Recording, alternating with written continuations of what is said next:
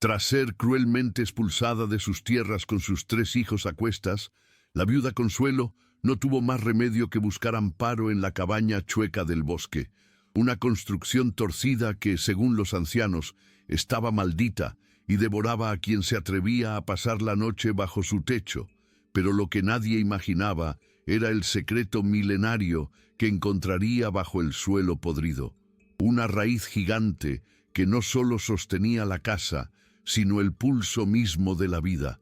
Parece ficción, pero esta historia realmente ocurrió en las montañas de la Sierra Oaxaqueña y cambió el destino del pueblo para siempre.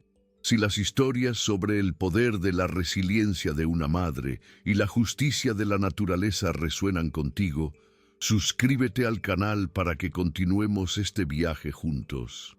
El nombre de Consuelo era una cruel ironía tallada en el corazón del desierto oaxaqueño. Viuda, con 3 pequeñas sombras aferradas a su falda, su mundo se había convertido en un eco silencioso.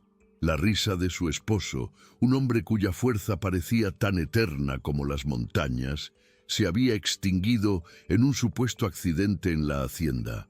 Un derrumbe, dijeron. Una mentira tan frágil como las hojas secas que el viento arrastraba por el suelo.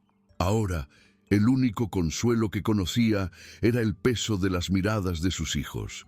3 pares de ojos llenos de una pregunta que ella no sabía cómo responder. ¿A dónde iremos, mamá? La pregunta flotaba en el aire pesado, cargada del polvo de la injusticia y el hambre. La respuesta llegó montada en un caballo oscuro, con la forma de don Ramiro, el cacique y dueño de todo lo que alcanzaba la vista. Sus ojos, pequeños y fríos como piedras de río, la recorrieron sin piedad, confirmando que ella y sus hijos no eran más que un estorbo en la tierra que él ahora reclamaba como suya. «Este lugar ya no te pertenece», sentenció, y su voz no tenía la calidez del sol, sino el filo del acero. Detrás de sus palabras se escondía la verdad que todos susurraban, pero nadie se atrevía a gritar. Él había orquestado la muerte de su esposo para quedarse con su parcela. «Tu única opción», añadió con desprecio, «es la basura del bosque. Allí perteneces», sin derramar una sola lágrima, porque las lágrimas eran un lujo que no podía permitirse. Consuelo reunió a sus hijos. Con un atado de ropa a la espalda y el más pequeño de sus hijos aferrado a su cuello, emprendió el camino hacia el bosque, un lugar del que siempre se había hablado en susurros, un dominio de leyendas y criaturas olvidadas. Sus otros 2 hijos, de apenas 6 y 8 años, tropezaban a su lado. Sus pequeños pasos, una sinfonía de cansancio y miedo. Avanzaron hasta que el sol se rindió ante el horizonte y la sombra de los árboles se los tragó por completo, adentrándose en el corazón de lo que el cacique había llamado basura. Fue en el punto más profundo de su desesperación, cuando la noche era un manto de tinta y el llanto silencioso de su hijo mayor comenzaba a resquebrajar su temple, que la vio. Entre la maleza, en un claro bañado por una luna pálida y enfermiza, se alzaba una cabaña. No era una construcción normal. Estaba torcida, inclinada sobre sí misma como un anciano vencido por el peso de los años. Las paredes parecían respirar, y de su base no surgían cimientos de piedra, sino algo más orgánico, algo que se retorcía en la penumbra. Cualquier otra persona habría huido, pero para una madre que solo buscaba un techo para proteger a sus crías del frío y de las bestias, aquel lugar imposible no era una amenaza, sino un milagro. Con el corazón martilleando contra sus costillas, una mezcla de terror y una desesperada esperanza, Consuelo empujó la puerta. Esta cedió con un quejido largo y profundo, como el suspiro de algo muy antiguo. El aire en el interior era espeso, olía a tierra húmeda, a madera vieja y a algo más, un aroma dulce y vivo, como de savia recién derramada. Sus otros 2 hijos se pegaron a ella, sus ojos abiertos de par en par en la penumbra, demasiado exhaustos para llorar, pero vibrando de aprensión. El interior era tan antinatural como el exterior.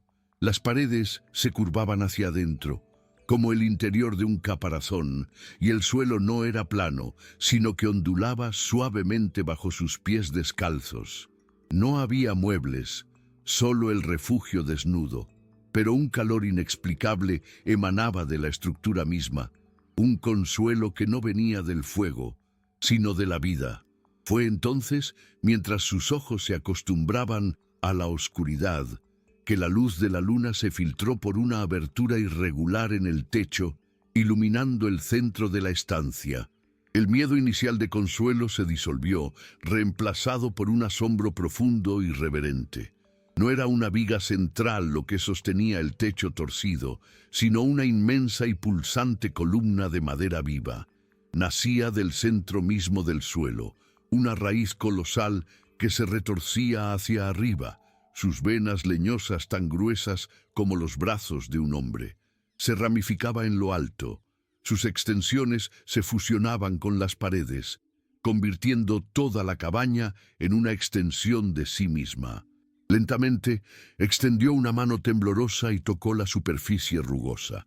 Sintió un leve zumbido bajo la corteza, una vibración de energía ancestral, una fuerza vital que acogía en lugar de amenazar. No habían encontrado un refugio abandonado. Habían sido acogidos en el corazón de un ser que el bosque había mantenido en secreto. Aquella noche, el sueño no fue una huida hacia el olvido, sino un anclaje a la vida. Consuelo acurrucó a sus hijos sobre el suelo de madera que parecía amoldarse a sus pequeños cuerpos, ofreciendo una suavidad que ninguna cama de paja les había dado jamás. El calor que emanaba de la raíz central era constante y profundo, como el abrazo de una madre tierra que por fin los reclamaba como suyos. El miedo en los ojos de los niños se disolvió en el agotamiento, y pronto sus respiraciones se acompasaron con el lento y casi imperceptible pulso que vibraba a través de toda la cabaña. Por primera vez en días, Consuelo no veló el sueño de sus hijos con el terror a la intemperie o a los hombres del cacique. Se recostó junto a ellos, con una mano apoyada sobre la madera viva, y se entregó a un descanso profundo, sintiéndose no como una intrusa, sino como una invitada largamente esperada. El amanecer no irrumpió con la luz cruda del desierto, sino que se filtró a través de las paredes de madera como una miel dorada, tiñendo el interior de un resplandor sereno. Consuelo despertó sintiendo una calma que creía perdida para siempre. Sus hijos aún dormían, pero el hambre, esa bestia familiar, ya se retorcía en su propio estómago. La preocupación amenazó con regresar, pero entonces su mirada se posó en la base de la gran raíz. De una de sus protuberancias, donde la noche anterior no había nada más que corteza, ahora colgaba un racimo de pequeños frutos de un color azul profundo, casi negro, que parecían contener la noche estrellada en su piel. Con una mezcla de cautela y reverencia, arrancó uno. Su peso era sorprendente y al llevárselo a la boca, un jugo dulce y vigorizante inundó su paladar, borrando el cansancio y el hambre en un instante. No era solo comida, era una ofrenda. La cabaña no solo les daba cobijo, los estaba alimentando, nutriéndolos desde su propio y antiguo corazón. Con sumo cuidado, Consuelo despertó a sus hijos, uno por uno. Les ofreció los frutos oscuros, y aunque sus rostros al principio mostraron desconfianza, el hambre pudo más que el miedo. El primer mordisco borró toda duda. Una energía vital, casi mágica, recorrió sus pequeños cuerpos. El hijo menor, que había sido una carga febril en sus brazos, de repente se puso en pie con una fuerza renovada. Los otros dos, cuyas miradas se habían vuelto opacas por la tristeza, encontraron una chispa de asombro infantil. Corrieron por el interior de la cabaña, tocando las paredes curvas, riendo por primera vez desde que la sombra de don Ramiro había caído sobre ellos. Consuelo los observó y una gratitud tan inmensa que dolía le llenó el pecho. Acarició la raíz central, susurrando un gracias que no iba dirigido a ningún dios que conociera, sino al corazón de madera que latía bajo su mano. Los días se convirtieron en una rutina dictada por la cabaña y el bosque que la rodeaba. Cada mañana, un nuevo tipo de alimento aparecía en la raíz. A veces eran hongos carnosos y de sabor a tierra. Otras veces tubérculos dulces que asaban con el calor que emanaba de la propia madera. Empujados por la curiosidad de los niños, se aventuraron a salir. Descubrieron que el bosque inmediato a la cabaña no era el lugar amenazante que habían imaginado. Un arroyo de agua tan clara que parecía cristal líquido serpenteaba a pocos pasos y los animales, ciervos de ojos mansos y conejos de pelaje espeso, los observaban sin temor, como si reconocieran que eran parte de aquel santuario. Consuelo se dio cuenta de que la influencia de la raíz se extendía más allá de las paredes torcidas, creando un perímetro de paz y abundancia. Habían sido expulsados a la basura, pero habían encontrado el único lugar del mundo que no estaba corrupto por la codicia de los hombres. El tiempo en la cabaña perdió su filo. Dejó de ser un enemigo que medía el hambre y se convirtió en un ciclo suave de luz y penumbra. Consuelo, movida por un instinto que no comprendía, comenzó a cuidar de su refugio. Barría el suelo ondulado con una escoba de ramas, limpiaba el polvo de la gran raíz y le hablaba, en susurros al principio, luego con la confianza de quien se dirige a un viejo amigo.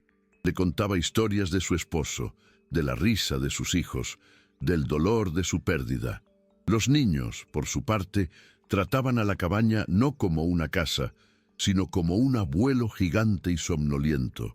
Le cantaban canciones inventadas y decoraban las protuberancias de la raíz con piedras lisas del arroyo y flores silvestres. Y la cabaña parecía responder. La luz que se filtraba por las mañanas era más cálida, los frutos más dulces y en ocasiones una nueva flor de madera, delicada y efímera, brotaba de una de las paredes para marchitarse al caer la noche, un pequeño regalo silencioso. Pero la paz, como el agua de un arroyo, puede ser enturbiada. Una tarde, el sonido ajeno de cascos de caballo y voces ásperas rompió la sinfonía del bosque. Eran dos de los hombres de don Ramiro, probablemente cazando o simplemente patrullando las tierras que su amo había robado. El corazón de Consuelo se congeló. En un instante, agarró a sus hijos, tapándoles la boca con una mano, mientras con la otra les pedía un silencio absoluto que ellos ya entendían. Pero el bosque, que los había acogido, ahora se erizaba para protegerlos. Las ramas de los árboles se entrelazaron, volviendo invisible el sendero que habían seguido. El viento cambió, llevando susurros y ecos falsos que desorientaban a los jinetes. Un venado cruzó velozmente su camino, guiándolos en la dirección opuesta, mientras las sombras se alargaban de forma antinatural, ocultando la cabaña chueca en un pliegue de oscuridad. Consuelo, acurrucada con sus hijos en el corazón de madera, escuchó cómo las maldiciones de los hombres se alejaban hasta ser devoradas por el silencio. No había sido una coincidencia. El bosque mismo se había convertido en su guardián. Aquel incidente, sin embargo, dejó una cicatriz en el aire. La certeza de su seguridad se había resquebrajado. Consuelo sabía que la crueldad de don Ramiro no conocía la derrota, solo la paciencia. La noticia de sus hombres regresando con las manos vacías y balbuceando historias de un bosque que se retorcía y susurraba no haría más que alimentar su ira. En la lejana hacienda imaginaba a Ramiro, con su rostro endurecido por la soberbia, interpretando la supervivencia de ella no como un milagro, sino como un acto de desafío. La basura, en su mente, no tenía derecho a desafiar a su dueño.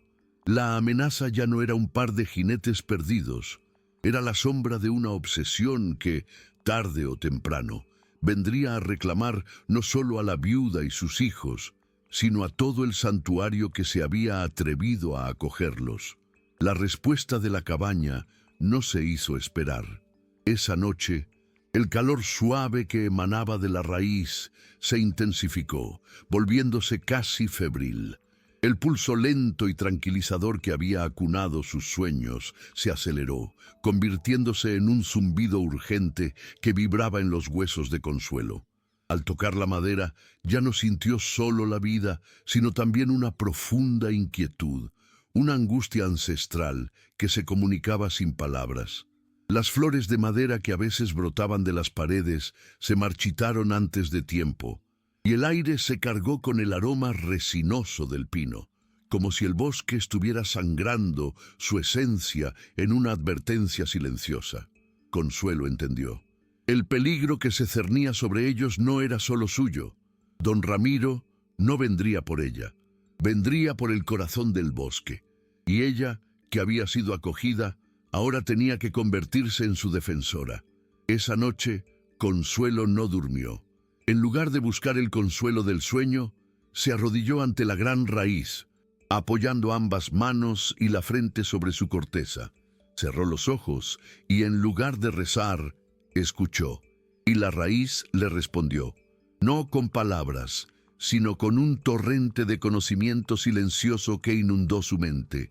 Sintió la vasta red de raíces que se extendía bajo la tierra, conectando cada árbol, cada arbusto, cada brizna de hierba en una sola conciencia. Vio, a través de los ojos de un halcón, la hacienda de Ramiro a lo lejos, una cicatriz de arrogancia en la piel de la tierra. Sintió, a través de la piel de una serpiente, la vibración de los caballos que se acercaban mucho antes de que el oído humano pudiera percibirlos. La raíz le estaba mostrando su cuerpo, su dominio, sus sentidos. Ya no era solo una mujer escondida en una cabaña, se había convertido en los ojos y oídos del bosque, en la guardiana de su corazón de madera. Armada con esta nueva percepción, Consuelo comprendió que la fuerza bruta sería su fin. Su poder no residía en la violencia, sino en el conocimiento y en la tierra misma. No tejió un plan de batalla, sino una leyenda, un cebo para el alma codiciosa de don Ramiro. Durante los días siguientes, guió a sus hijos en un nuevo juego. Les enseñó a recoger las flores más brillantes y las bayas más llamativas, no para comerlas, sino para dejarlas en un sendero visible desde los límites del bosque. Con la ayuda del viento, que ahora parecía obedecer un susurro suyo, esparció polen dorado de ciertas flores que se adherían a las hojas de los árboles más cercanos a la hacienda, dándoles un brillo antinatural bajo el sol. No estaba construyendo una fortaleza, sino un espejismo, una trampa tejida con la belleza del bosque, diseñada para atraer no a un ejército, sino a un solo hombre cegado por la avaricia, prometiéndole un tesoro que no podría entender. La leyenda no tardó en echar raíces en la tierra seca de la hacienda. Los hombres de Ramiro, avergonzados de su fracaso, adornaron su historia con detalles febriles. Hablaban de un brillo dorado en las profundidades del bosque, de susurros que prometían riquezas y de una viuda que no huía, sino que custodiaba un tesoro ancestral. Don Ramiro se rió al principio, desechando sus palabras como supersticiones de campesinos ignorantes. Pero la idea, como una semilla espinosa, se clavó en su mente. La idea de que la viuda, la basura que él había desterrado, hubiera encontrado algo de valor en la tierra que él le había arrebatado, era un veneno que le corroía el orgullo. La codicia, mezclada con el orgullo herido, fue más fuerte que su escepticismo. No enviaría a sus hombres, iría él mismo, en secreto, a reclamar lo que por derecho de conquista consideraba suyo. Siguió el rastro sin dificultad, un camino de migas de pan encantadas, demasiado perfecto para ser natural. El polen dorado en las hojas lo guiaba como una promesa de oro, y las bayas rojas eran como rubíes esparcidos solo para sus ojos. Pero para un hombre como Ramiro, Lo antinatural no era una advertencia, sino una confirmación de la magia y, por tanto, del tesoro. A medida que se adentraba, el bosque comenzó a cambiar a su alrededor. El aire se volvió más denso, cargado con el aroma de la tierra y de una humedad primigenia. Los sonidos familiares de los pájaros y los insectos se desvanecieron, reemplazados por un silencio profundo y expectante, como si todo el bosque contuviera la respiración. No se dio cuenta de que el sendero que seguía ya no era una elección, sino el único camino posible, mientras las ramas y las sombras se reconfiguraban sutilmente a su espalda, borrando el camino de regreso. Finalmente, el sendero de polen dorado murió abruptamente en un claro bañado por la misma luz pálida y enfermiza que Consuelo había visto en su primera noche. Allí se alzaba una aberración de madera y sombras, la cabaña chueca. Una mueca de desprecio se dibujó en el rostro de Ramiro. Aquel cuchitril no podía albergar ningún tesoro, a menos que estuviera enterrado debajo. Su caballo resopló, inquieto, y dio un paso atrás, pero él lo sujetó con un tirón violento de las riendas. Desmontó con la arrogancia de un conquistador, pisando tierra nueva, y se acercó, notando por primera vez la base antinatural de la construcción. Vio que no nacía de la tierra con cimientos, sino que parecía brotar de ella, como un tumor leñoso y antiguo. La codicia le susurró que la fuente de cualquier riqueza debía estar adentro. No llamó. Pateó la puerta con la bota, y ésta se abrió con el mismo quejido profundo que había recibido a Consuelo. La escena que lo recibió no fue la de un tesoro, sino la de una estampa de pobreza desafiante. Consuelo estaba de pie en el centro, con sus hijos agrupados detrás de ella, no como ratones asustados, sino como cachorros protegidos por su madre. Pero la mirada de Ramiro pasó por encima de ellos y se clavó en lo que sostenía el techo, la raíz gigante, pulsando con una vida apenas visible en la penumbra. No vio un ser vivo, vio madera, madera extraña, antigua, retorcida en formas imposibles. Vio valor, vio el origen de la magia de la que hablaban sus hombres.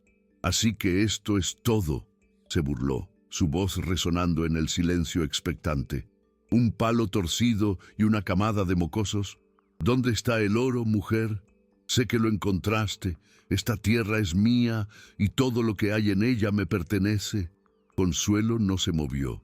Su rostro, antes marcado por el miedo, ahora mostraba una serenidad profunda, casi compasiva.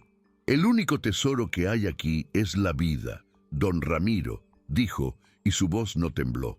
Una que usted nunca podrá poseer, porque solo sabe cómo destruirla. La respuesta fue una afrenta directa a su orgullo. Para Ramiro, la vida no tenía valor si no podía ser poseída, comprada o vendida. Una furia ciega nubló su juicio. Vio un destello en la madera de la raíz, un brillo que probablemente no era más que un reflejo de su propia codicia, y lo interpretó como la prueba que necesitaba. Con un rugido, desenvainó el machete que llevaba al cinto. «Si no me lo das, lo arrancaré». El acero silbó en el aire espeso y se hundió en la madera viva. En el instante en que el metal mordió la corteza, el quejido de la puerta no fue un quejido, sino el chasquido de una mandíbula. Se cerró de golpe, sumiendo la estancia en una oscuridad casi total, rota solo por la herida luminosa de la luna en el techo. El suelo bajo los pies de Ramiro dejó de ser madera y se convirtió en músculo.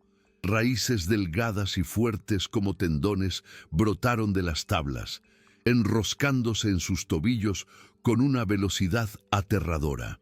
Gritó, un sonido ahogado por el crujido de la propia cabaña que parecía contraerse a su alrededor.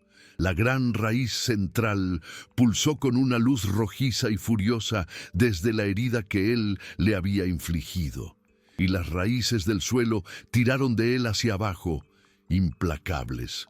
Consuelo y sus hijos permanecieron inmóviles, en un círculo de calma que la furia de la cabaña no tocaba. Observaron cómo el hombre que les había arrebatado todo era reclamado por la tierra que había profanado, cómo era arrastrado lenta pero inexorablemente hacia el suelo, que se abría como una boca hambrienta para devorarlo. El pánico reemplazó a la furia. Ramiro luchó, pero era como un insecto atrapado en ámbar, su fuerza insignificante contra el poder telúrico que lo reclamaba. El crujido de la madera que se contraía se mezcló con el sonido ahogado de sus huesos al ser sometidos por una presión implacable. Su rostro, contorsionado por un terror absoluto, fue lo último en desaparecer bajo el suelo ondulante, sus ojos fijos en Consuelo, no con odio, sino con la incomprensión de un tirano que finalmente se encuentra con un poder más grande que su propia crueldad. La tierra se cerró sobre él sin dejar rastro, tragándose sus gritos, su arrogancia y su existencia.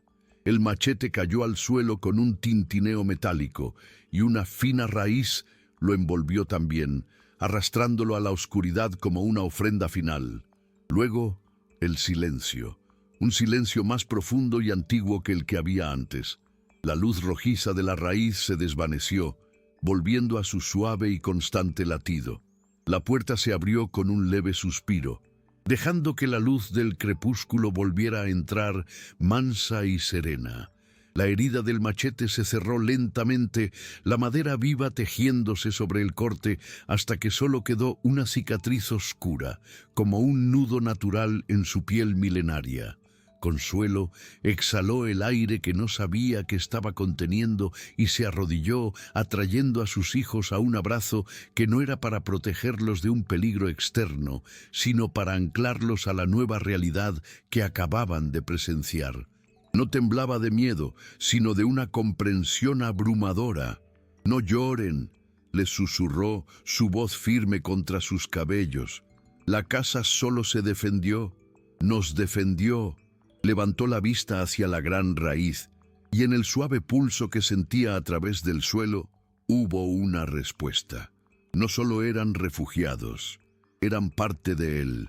La viuda y sus cachorros se habían convertido en los guardianes del corazón del bosque, y el corazón del bosque, a su vez, se había convertido irrevocablemente en su hogar. Los días que siguieron no estuvieron marcados por el terror, sino por una profunda y solemne quietud. La cabaña parecía exhalar un largo suspiro de alivio, y el aire en su interior se sentía más limpio, más puro. Los niños, con la asombrosa capacidad de la infancia para aceptar lo imposible, no volvieron a mencionar al hombre que la tierra se había tragado. Para ellos, no había sido un acto de violencia, sino una consecuencia tan natural como la lluvia que cae del cielo. El suelo que había sido una boca hambrienta era ahora, de nuevo, un regazo cálido. Consuelo notó un cambio en la ofrenda de la raíz. Junto a los frutos y tubérculos, una mañana encontró una savia clara y dulce que goteaba de una nueva fisura.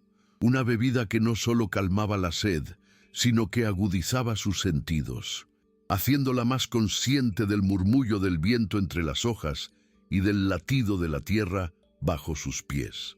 Era un don, una comunión, la confirmación de que su destino y el de aquel ser ancestral estaban ahora irrevocablemente entrelazados. Mientras la paz se asentaba en el corazón del bosque, en el mundo de los hombres crecía una leyenda alimentada por el miedo.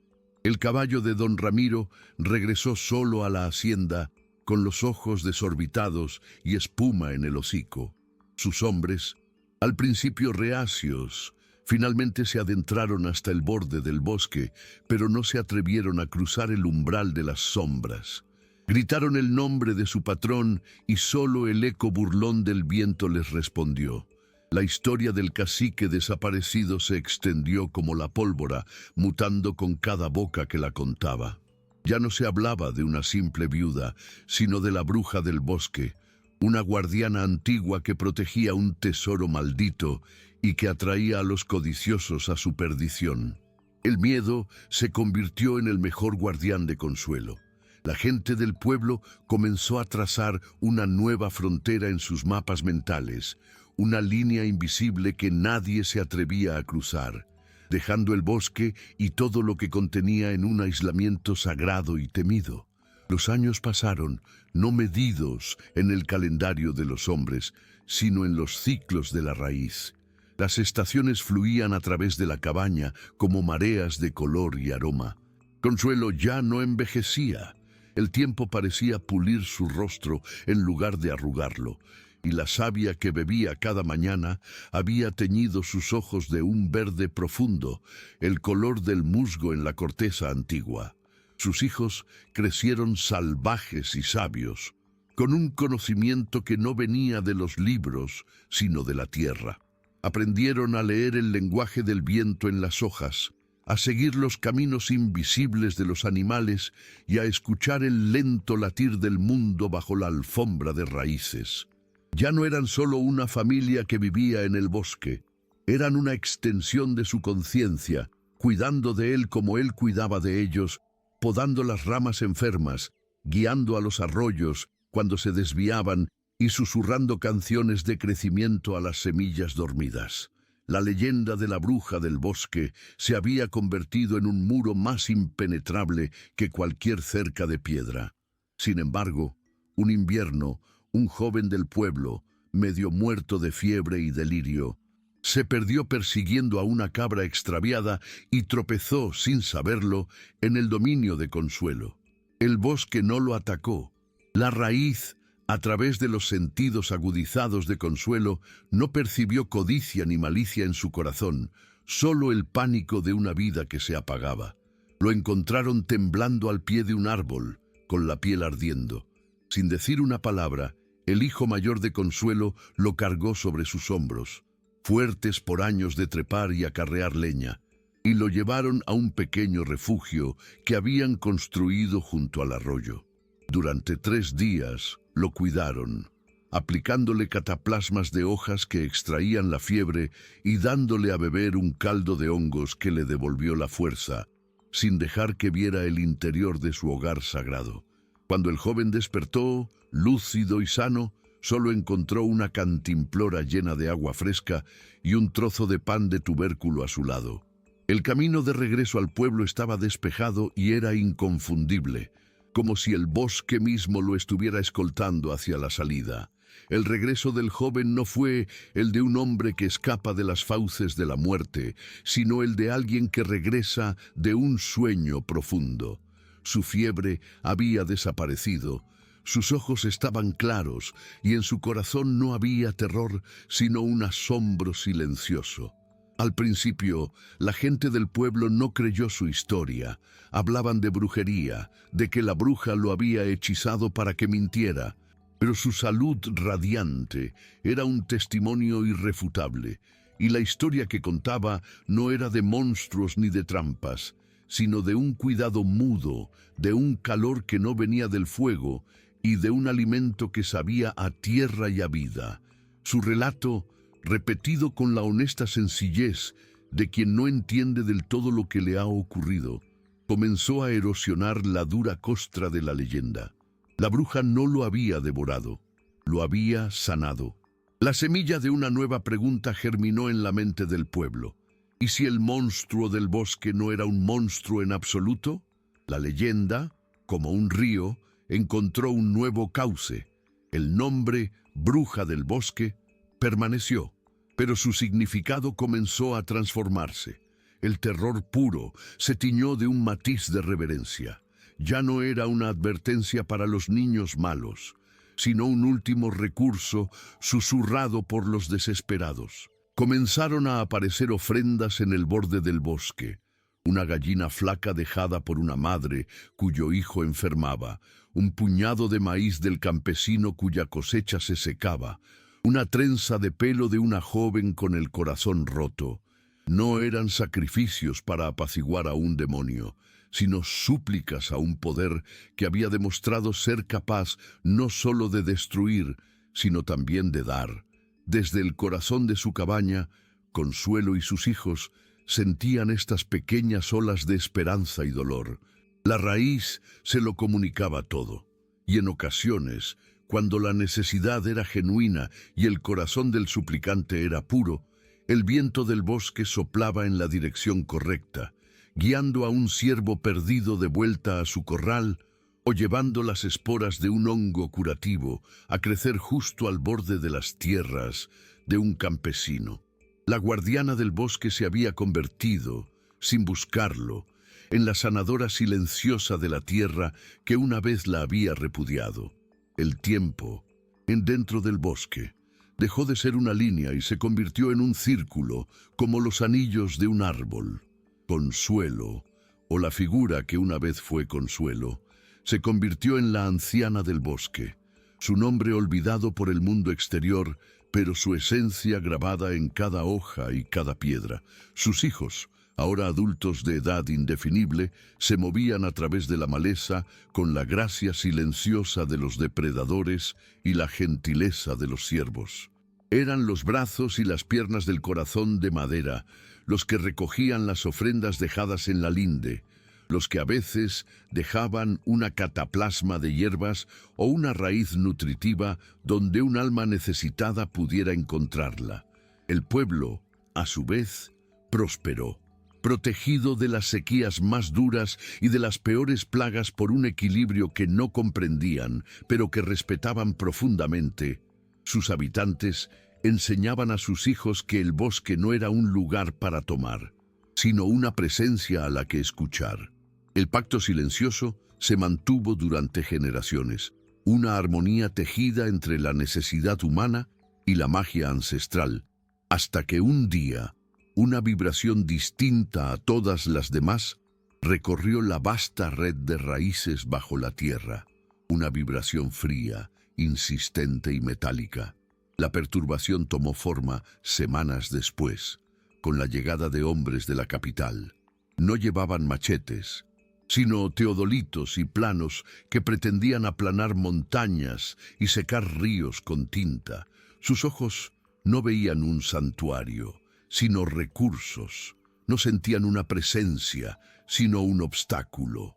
Hablaban de una nueva carretera, una ruta de progreso que atravesaría el corazón del bosque para conectar la hacienda, ahora propiedad de una corporación sin rostro, con las ciudades lejanas.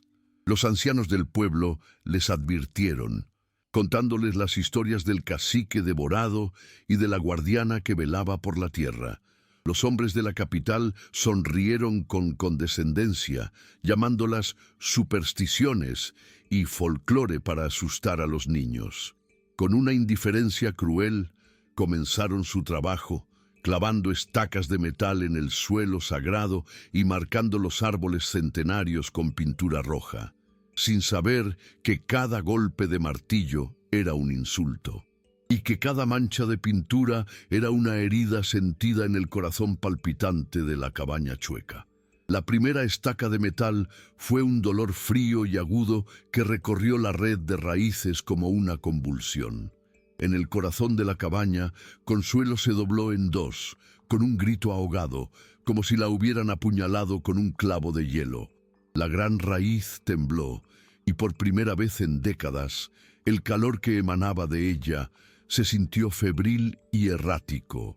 Las manchas de pintura roja en los árboles lejanos ardían en su conciencia como una fiebre química, una toxina ajena inyectada en el torrente sanguíneo del bosque. Este dolor no era como la furia caliente y personal de Ramiro. Era una profanación fría, metódica e impersonal, la violencia de quien desmiembra un cuerpo sin reconocer que está vivo. Sus hijos, ahora guardianes silenciosos, se acercaron a ella, sintiendo no solo el dolor de su madre, sino la angustia de su hogar, un sistema nervioso de madera y tierra que gritaba en un silencio que solo ellos podían oír. Aquella noche, Consuelo no le habló a la raíz. Se fundió con ella en una vigilia silenciosa y febril. La decisión fluyó a través de ellos no como un plan, sino como un instinto. El bosque no atacaría, todavía no. Primero, advertiría. A la mañana siguiente, el bosque ya no era un lienzo pasivo. Las brújulas de los topógrafos giraban sin control, buscando un norte que parecía haberse desvanecido. Los niveles de burbuja mentían, mostrando planos perfectos en terrenos visiblemente inclinados. Los hombres medían la misma distancia 3 veces y obtenían 3 resultados diferentes. El bosque jugaba con la geometría y la razón, volviendo sus herramientas inútiles. Los senderos que habían marcado el día anterior se habían desvanecido, cubiertos por un musgo que parecía haber crecido en un siglo durante una sola noche. Lo atribuyeron al calor, a la fatiga, a equipos defectuosos. Continuaron ciegos y sordos a la advertencia, sin comprender que la tierra que pisaban había comenzado a despertar para rechazarlos.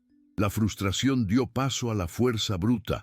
Llegó la primera excavadora, una bestia de acero amarillo cuyo rugido era una blasfemia en el silencio del bosque.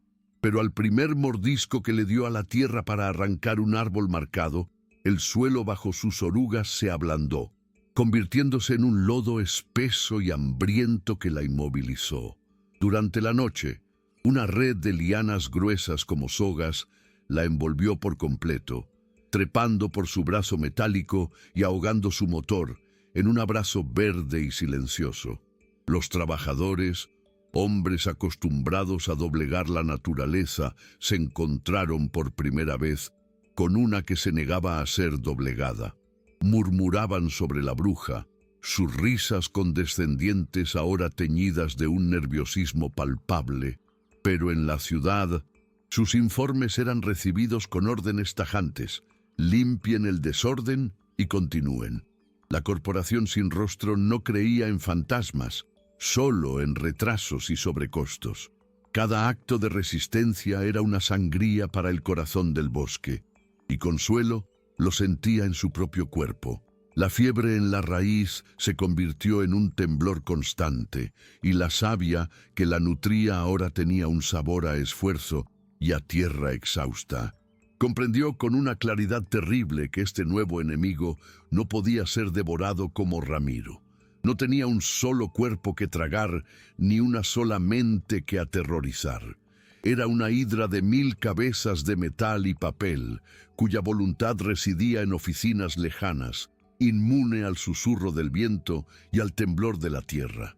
La defensa pasiva solo los llevaría a un lento agotamiento.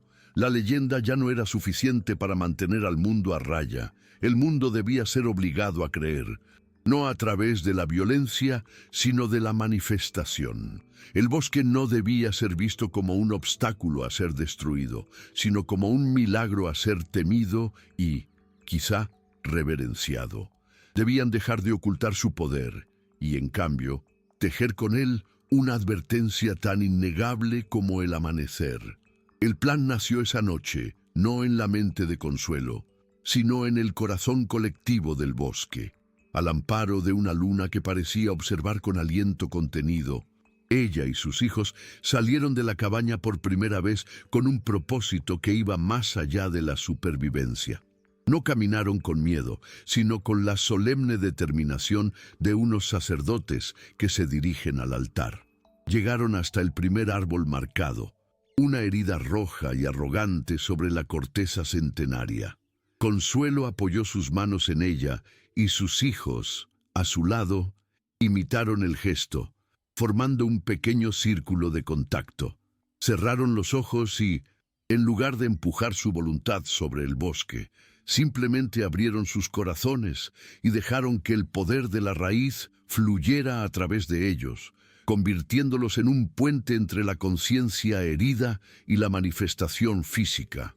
Una onda de energía silenciosa se propagó por el suelo.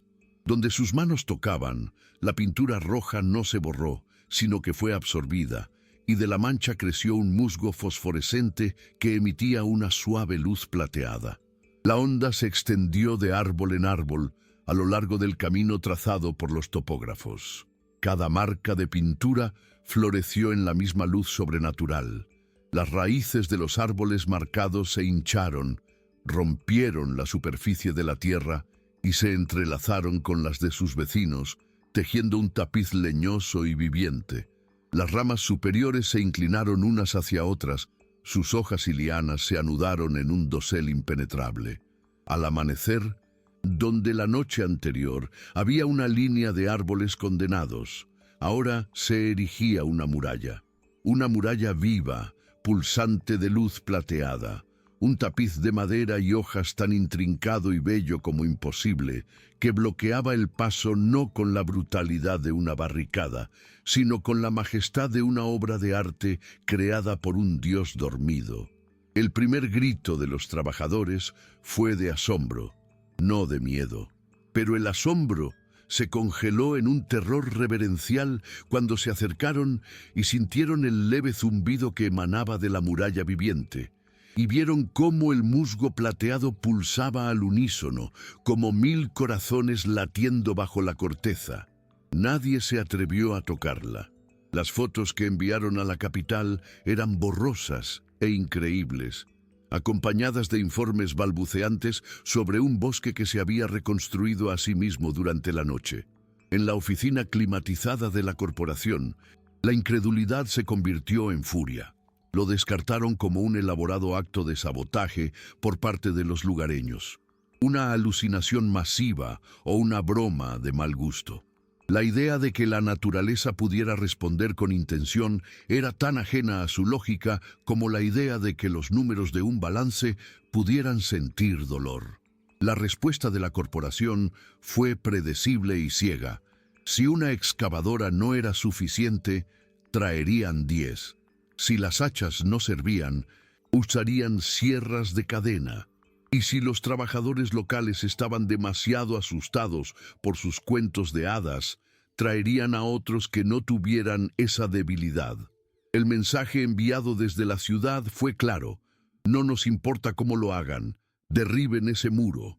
La advertencia no había sido escuchada, había sido interpretada como una declaración de guerra. La nueva oleada de hombres llegó sin rostro y sin nombres, traídos de fuera, con la indiferencia de quien solo cumple un trabajo. Sus máquinas eran bestias de hierro más grandes, sus sierras de cadena dientes más afilados, y su determinación la de un martillo que no distingue entre una piedra y un cráneo. Los habitantes del pueblo observaron desde una distancia prudente, con el alma en un puño, mientras los forasteros se plantaban ante la muralla viviente. No hubo vacilación. A una orden gritada, el rugido metálico de la primera sierra rasgó el aire y su cadena de dientes se hundió en el tapiz de madera y luz.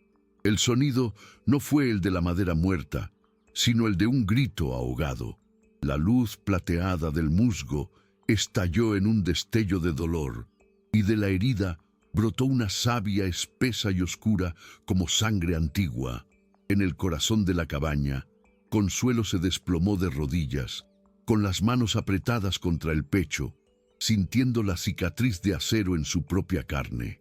La gran raíz central se convulsionó y un temblor profundo sacudió los cimientos del mundo. La respuesta del bosque no fue una defensa, fue un despertar. En el instante en que la savia oscura tocó el suelo, la tierra misma pareció rugir. El zumbido de la muralla se convirtió en un coro ensordecedor y polifónico, una vibración que no solo se oía, sino que se sentía en las entrañas, desarmando la lógica y la razón. Del suelo, bajo las máquinas y los hombres, brotaron raíces. No eran las enredaderas que habían atrapado la primera excavadora, eran arietes de madera ancestral, gruesos como troncos de árboles, que se enroscaron en los ejes, orugas y brazos de acero. El metal chirrió, se abolló y se partió con la facilidad del barro seco bajo una presión geológica. Las máquinas fueron silenciadas, aplastadas y arrastradas hacia la tierra, que se abría para tragarlas como si fueran juguetes rotos.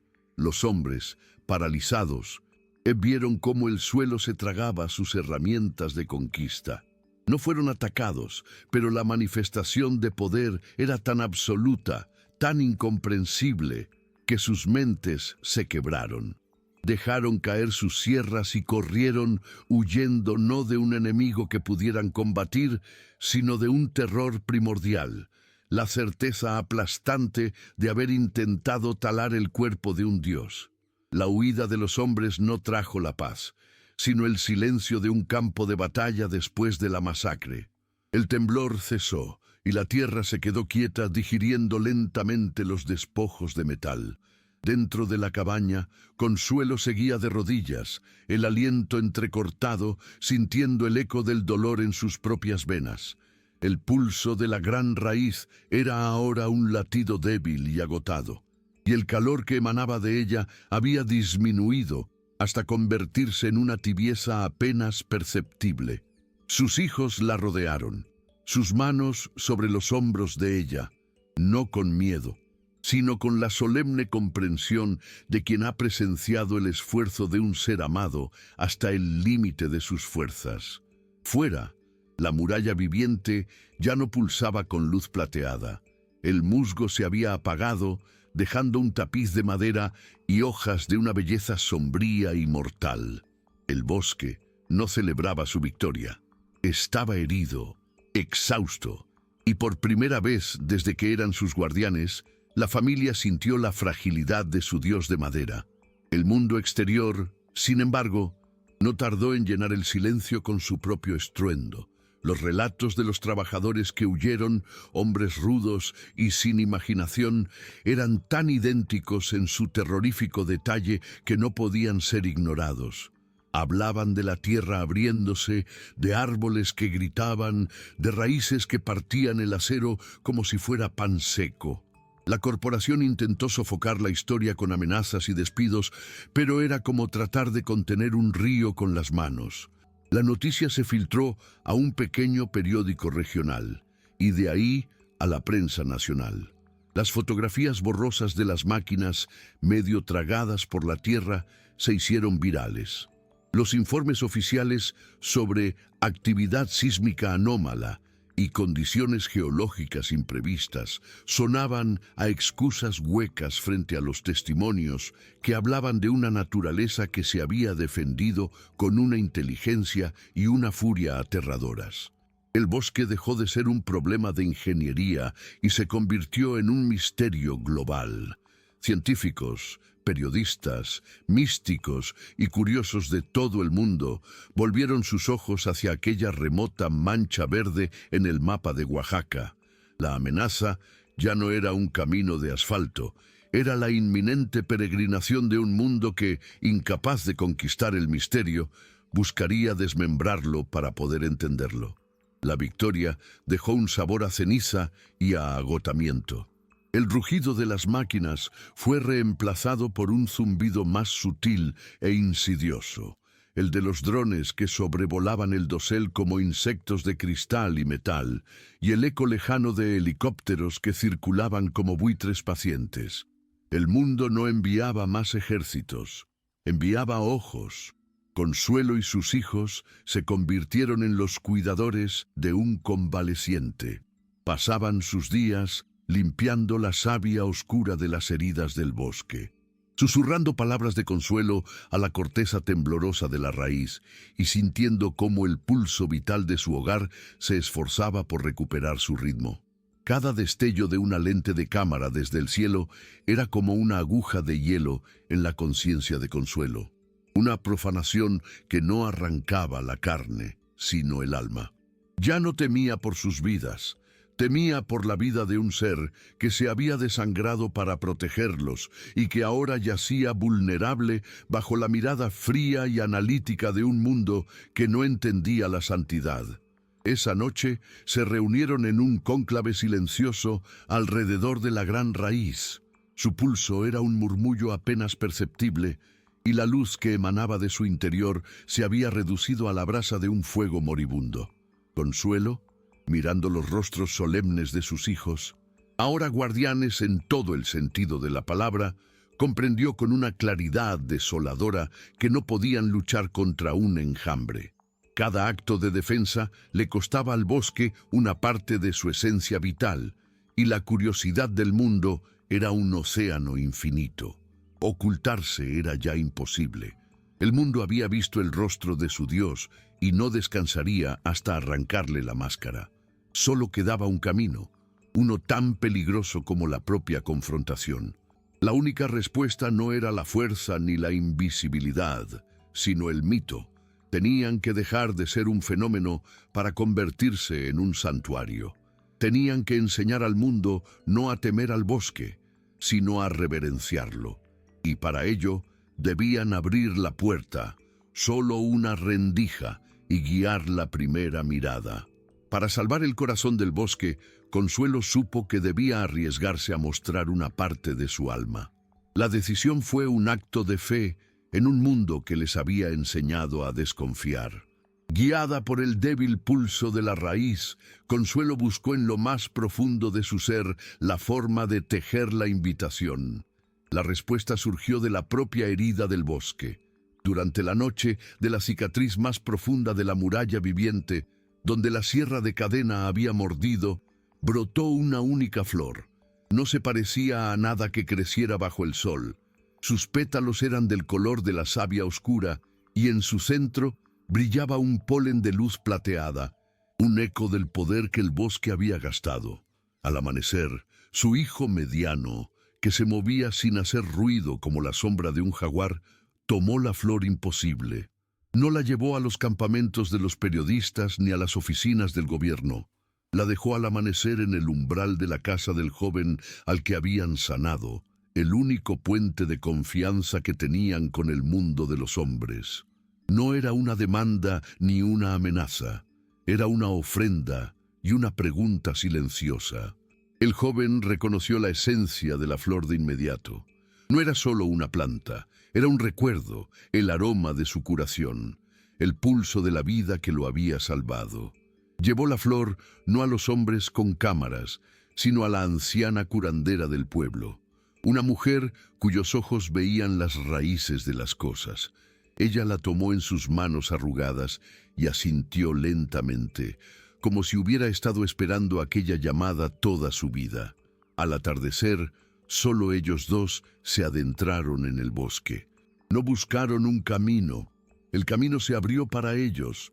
La imponente muralla de madera y hojas, que se había mantenido impenetrable ante el acero, se separó ante ellos con el susurro de 1.000.000 de hojas, formando una puerta. Lo que encontraron al final del sendero no fue una bruja temible, sino una estampa de duelo solemne.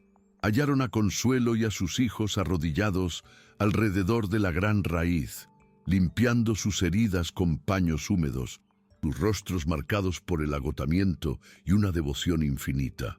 El aire no vibraba con poder, sino con el dolor silencioso de un ser herido. La vieja curandera se acercó, sacó de su morral un pequeño cuenco con una pasta de hierbas y, sin pedir permiso, comenzó a aplicarla sobre una de las cicatrices de la raíz, en un gesto no de súplica, sino de ayuda. En ese instante, el pacto cambió para siempre. La humanidad no venía a tomar ni a estudiar, sino por primera vez a sanar. El gesto fue de una simplicidad sagrada, pero su efecto resonó en el corazón mismo de la tierra. Un leve temblor recorrió la gran raíz, pero no fue una convulsión de furia, sino un largo y profundo suspiro de alivio.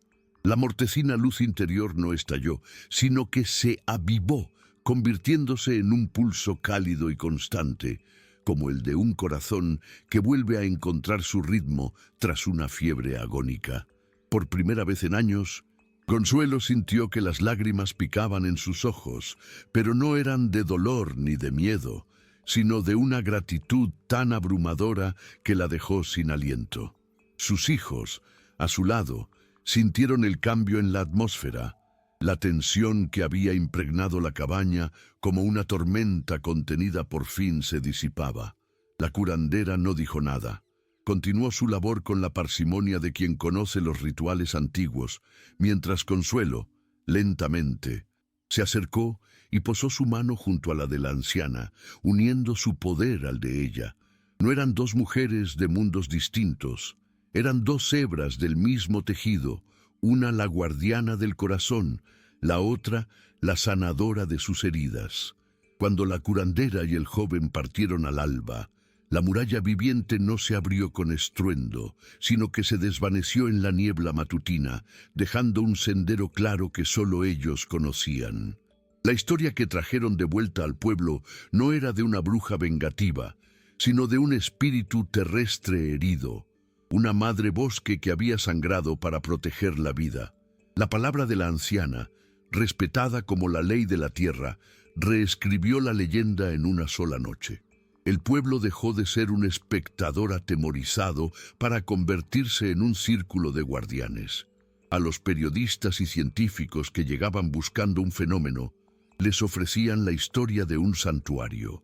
Les hablaban del equilibrio, de la necesidad de sanar y de que la única entrada al bosque no se abría con máquinas, sino con respeto y con una ofrenda en el corazón. El mundo, en su búsqueda de una explicación, se encontró con algo mucho más formidable que una fuerza de la naturaleza, una comunidad unida por un propósito sagrado.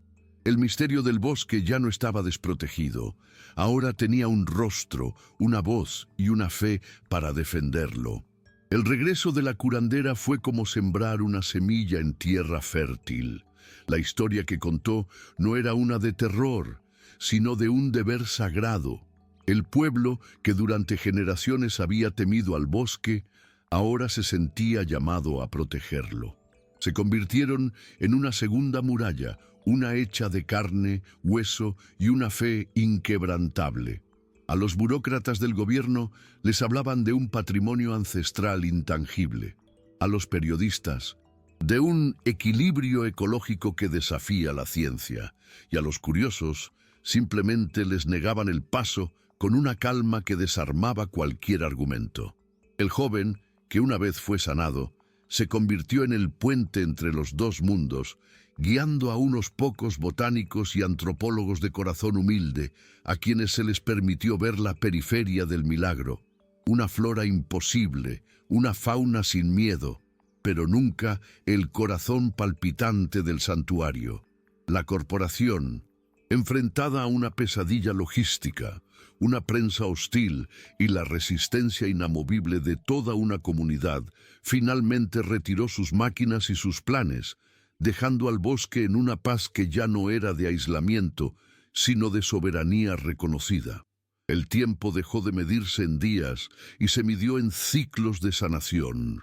Las ofrendas del pueblo, ahora llevadas no al borde del bosque, sino a un pequeño altar que construyeron en la entrada del sendero secreto, se convirtieron en parte del ritual de curación. Cada hierba, cada grano de maíz, parecía infundir fuerza en la vasta red subterránea. La gran raíz recuperó su pulso profundo y constante, y la luz interior de la cabaña volvió a brillar con el calor de un sol manso. Consuelo y sus hijos completaron su transformación. Ya no eran simplemente humanos que vivían en el bosque, eran extensiones de su conciencia, sus ojos y sus manos. La historia de la viuda desterrada se convirtió en la leyenda fundacional de una tierra que había aprendido a escuchar. Y en el corazón de todo, dentro de una cabaña chueca que solo se dejaba encontrar por aquellos que el bosque llamaba, un latido ancestral seguía midiendo el tiempo, no con el tic-tac de un reloj, sino con el lento y poderoso ritmo de la vida misma, un pacto inquebrantable entre la humanidad y la tierra.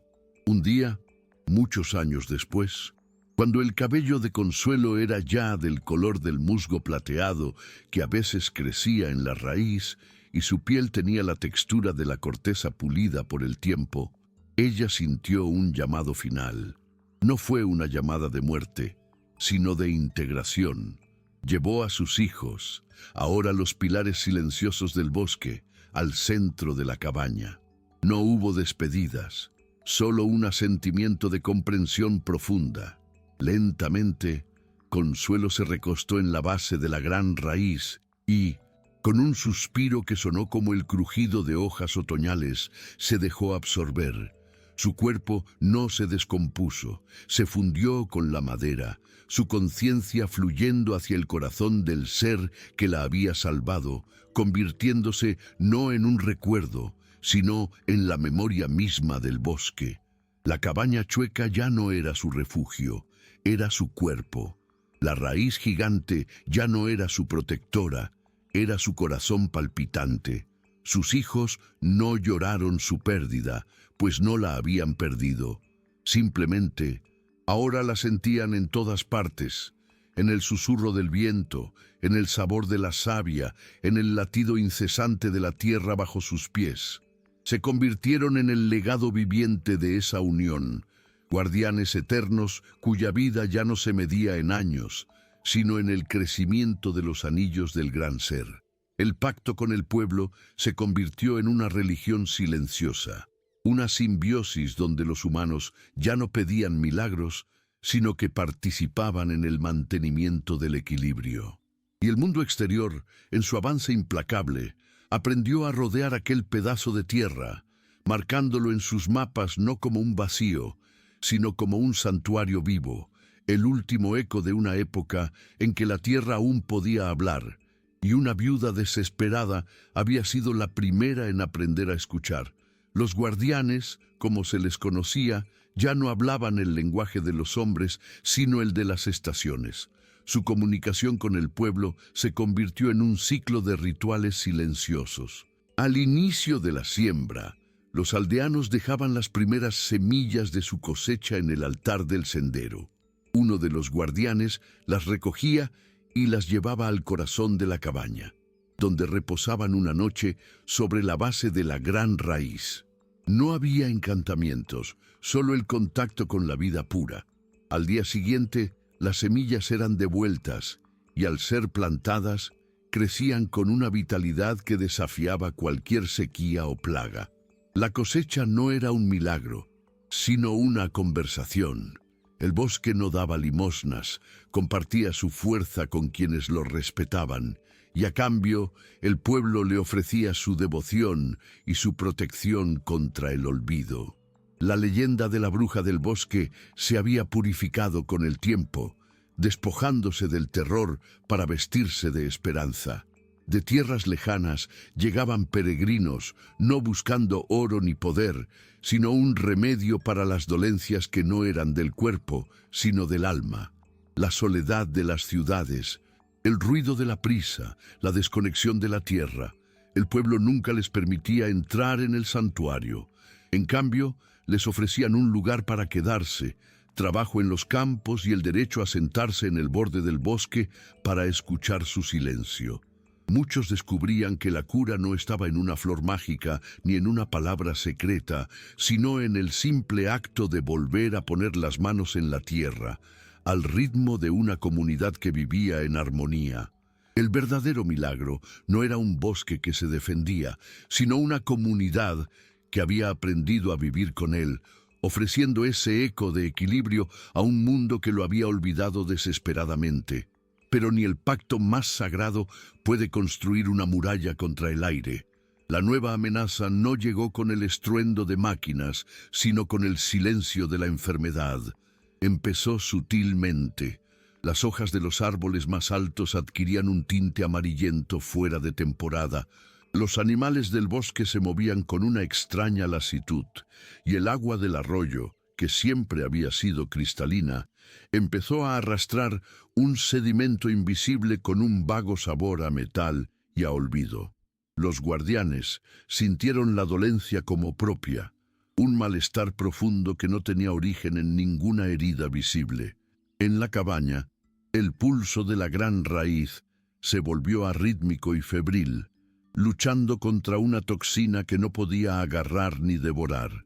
La enfermedad venía de lejos, transportada por nubes indiferentes y filtrada por lluvias ácidas, nacida en las chimeneas y los ríos envenenados de un mundo que había olvidado que el veneno, como el agua, siempre busca el camino de vuelta a casa.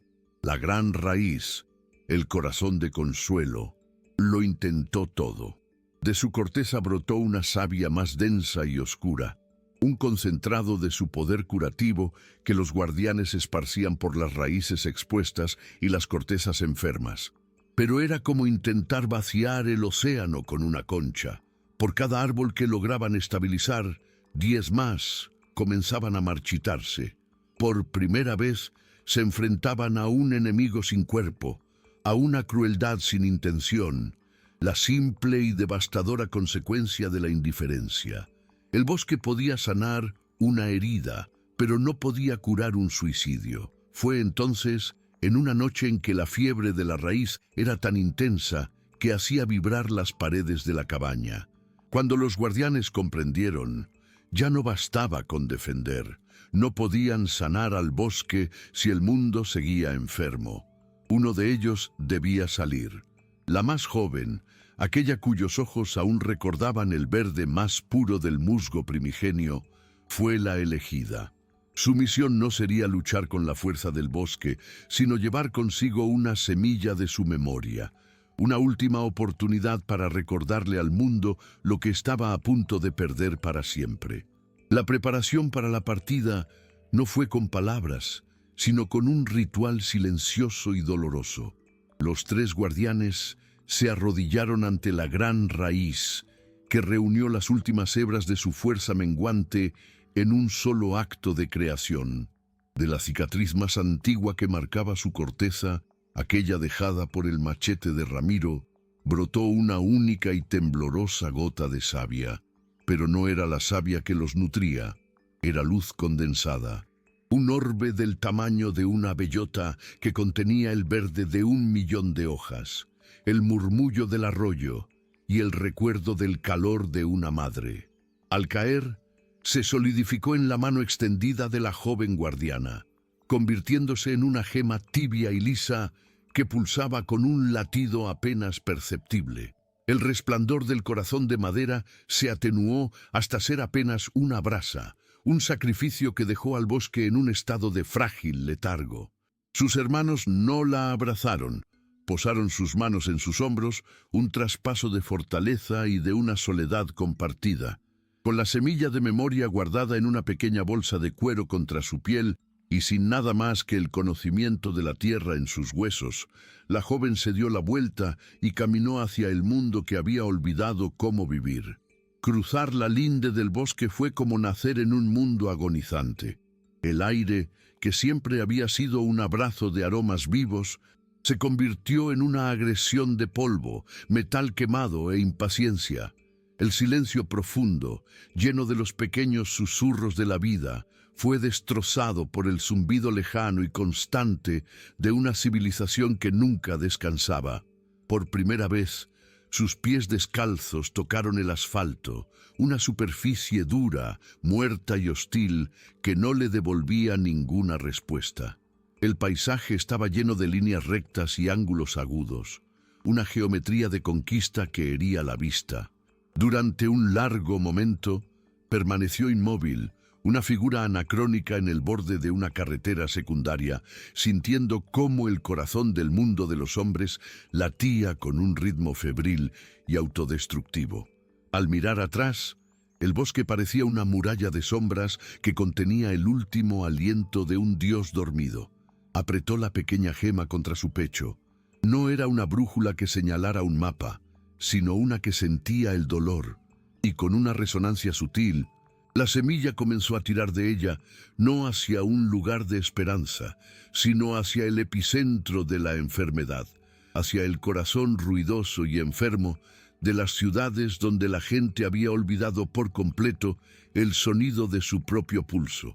Su viaje comenzó como un peregrinaje a través del infierno. Las bestias de metal que rugían por las venas de asfalto la asaltaban con su estruendo y su aliento apestoso, obligándola a caminar por los bordes áridos, donde solo crecía la basura. La gente la observaba desde el interior de esas jaulas veloces con una mezcla de lástima y recelo. Veían a una indigente, a una loca, una reliquia salvaje que se había extraviado de su tiempo. Ella no les devolvía la mirada. Sus ojos, Acostumbrados a leer el lenguaje de las hojas, no sabían cómo interpretar aquellos rostros endurecidos por la prisa y la preocupación. El hambre y la sed no tardaron en llegar, pero el mundo le ofrecía un banquete de venenos. El agua de las llaves sabía a metal muerto, y la comida, envuelta en capas de plástico como un cadáver preparado para su entierro, carecía de la vibración de vida que conocía. Todo lo que tocaba estaba inerte, una imitación hueca del sustento. Sobrevivió masticando las pocas hierbas tercas que crecían en las grietas del hormigón, absorbiendo su débil pulso de resistencia, mientras la gema en su pecho tiraba de ella hacia adelante, un ancla arrastrándola hacia el corazón de la tormenta. La semilla la guió a las fauces de la bestia, una ciudad que se extendía hasta el horizonte, una costra de hormigón y luces artificiales bajo un cielo perpetuamente grisáceo. El aire era tan espeso que se podía masticar, y el ruido era una pared sólida que amenazaba con aplastar su espíritu. La fuerza la abandonó.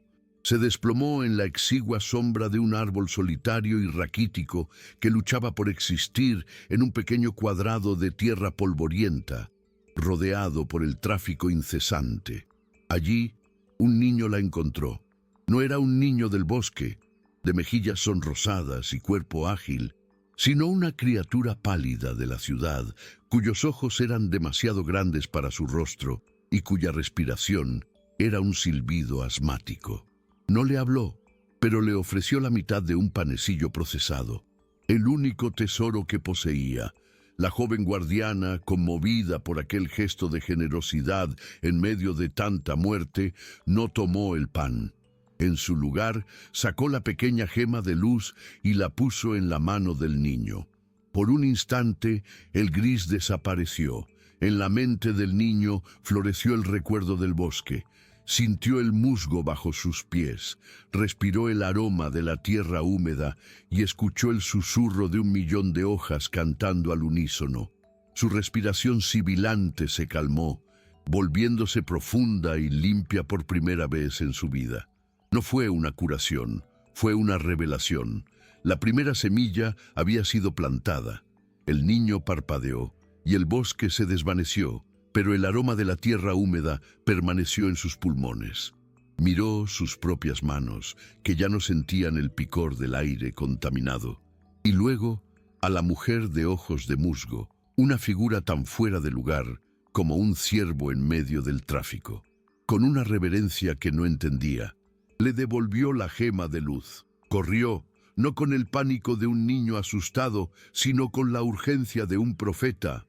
Irrumpió en el pequeño y oscuro apartamento gritando, no sobre una mujer extraña, sino sobre árboles que respiran y un aire que sabía a miel. Su madre, una mujer cuyo rostro estaba tallado por el agotamiento, le tocó la frente buscando fiebre y solo encontró una calma antinatural. Desestimó sus palabras como el delirio de un niño enfermo, sin darse cuenta de que la verdadera enfermedad no era la que silbaba en los pulmones de su hijo, sino la que había endurecido su propio corazón hasta volverlo incapaz de reconocer un milagro. La joven guardiana comprendió entonces que su misión no era convencer a los ciegos, sino darles la vista a quienes aún recordaban la luz. Dejó de ser una figura pasiva y se convirtió en una sombra que buscaba las grietas del monolito urbano. Se movía por los lugares que la ciudad había olvidado, los hospicios, donde los ancianos soñaban con campos que ya no existían, los parques baldíos, donde los amantes adolescentes se prometían futuros imposibles, las cocinas comunitarias, donde el hambre era una presencia física. No hablaba, simplemente ofrecía el contacto de la gema. A una anciana le devolvió el tacto de la hierba fresca de su infancia. A un joven obrero de pulmones ennegrecidos, el sabor del agua de un arroyo de montaña. No ofrecía curas, sino recuerdos, y un rumor silencioso, como el crecimiento del musgo, comenzó a extenderse por los márgenes de la ciudad. Se hablaba en susurros de el sueño verde, de momentos de claridad inexplicable, de una extraña paz que florecía brevemente en los corazones más desesperados. Era una epidemia de nostalgia por un mundo que nunca habían conocido, una enfermedad de esperanza propagándose en el cuerpo de una civilización moribunda. El rumor, sin embargo, dejó de ser un susurro para convertirse en una corriente subterránea que erosionaba los cimientos de la indiferencia. Los soñadores verdes, como empezaron a llamarlos, se reconocían en silencio. Eran el barrendero que dejaba un puñado de semillas en un parterre abandonado, la oficinista que dibujaba hojas de helecho en el vaho de la ventana de un autobús, el músico callejero cuya flauta ya no tocaba melodías de asfalto, sino ecos de viento entre los árboles. Pequeños y tercos brotes de belleza comenzaron a aparecer en la piel agrietada de la ciudad. Un mural de un bosque imposible floreció en una pared de ladrillos durante la noche. Alguien comenzó a colgar pequeñas campanas de madera en los árboles raquíticos de las avenidas, cuyo tintineo era casi inaudible bajo el estruendo del tráfico, pero estaba allí. No era una revolución, era una germinación, una lenta e imparable reclamación de la vida en los lugares donde se la había dado por muerta. La ciudad, esa entidad de lógica y control, finalmente notó la fiebre. Lo que al principio se descartó como vandalismo esporádico o una nueva moda excéntrica, empezó a ser visto como un patrón, una anomalía en el sistema. Los medios de comunicación lo bautizaron como el contagio verde, presentándolo con una mezcla de fascinación y alarma. Psicólogos aparecieron en las pantallas hablando de histeria colectiva, de un anhelo escapista en una población estresada. Las autoridades, incapaces de procesar un problema que no podía ser cuantificado o combatido con fuerza, lo declararon una cuestión de salud pública y orden social. Se inició una búsqueda, no de una guardiana con una gema de luz, sino de un paciente cero, la fuente de esta desestabilizadora epidemia de belleza. La joven se convirtió así en una fugitiva, perseguida no por un crimen que hubiera cometido, sino por los sueños que despertaba en los demás. La casa fue silenciosa y tecnológica. Su rostro, captado una sola vez por la cámara de un cajero automático mientras pasaba, se convirtió en un fantasma digital perseguido por algoritmos a través del laberinto de vigilancia de la ciudad. Pero la joven se movía con un instinto que ninguna máquina podía predecir. Se deslizaba por las venas olvidadas de la ciudad, los túneles de servicio abandonados, las azoteas cubiertas de maleza, los callejones que no aparecían en los mapas digitales, y no estaba sola. Los soñadores, sin comunicarse entre ellos, se convirtieron en su bosque anónimo. Una puerta de un sótano dejada abierta, una hogaza de pan y una botella de agua abandonadas en una escalera de incendios. Un cambio de dirección, susurrado por un barrendero al pasar. No era una red organizada, sino un ecosistema de gratitud que la ocultaba de los ojos de metal y cristal que la buscaban sin descanso. La historia de Consuelo nos enseña que, paradójicamente, su desaparición no sofocó el contagio, lo convirtió en una fe. Sin la presencia física de la portadora de semillas, el recuerdo que había plantado se convirtió en una leyenda y una responsabilidad compartida. Los actos de belleza se volvieron más audaces, más deliberados. Ya no eran solo gestos individuales, sino mensajes. Jardines enteros aparecieron en una noche en los tejados de los edificios gubernamentales. Un puente de autopista fue cubierto por completo con un tapiz de lana tejida que representaba un río fluyendo. La autoridad, acostumbrada a decapitar movimientos cortando la cabeza de sus líderes, se encontró luchando contra un hongo, una red descentralizada, sin centro ni jerarquía, cuya única doctrina era la vida misma. Cada mural borrado era respondido con 3 nuevos, cada jardín pisoteado era replantado en 10 lugares secretos. La ciudad se había convertido en el lienzo de una guerra silenciosa, luchada no con armas, sino con semillas y sueños. Si este mensaje tocó tu corazón, suscríbete y comparte para que más personas descubran el verdadero valor de la resiliencia de una madre y la justicia de la naturaleza.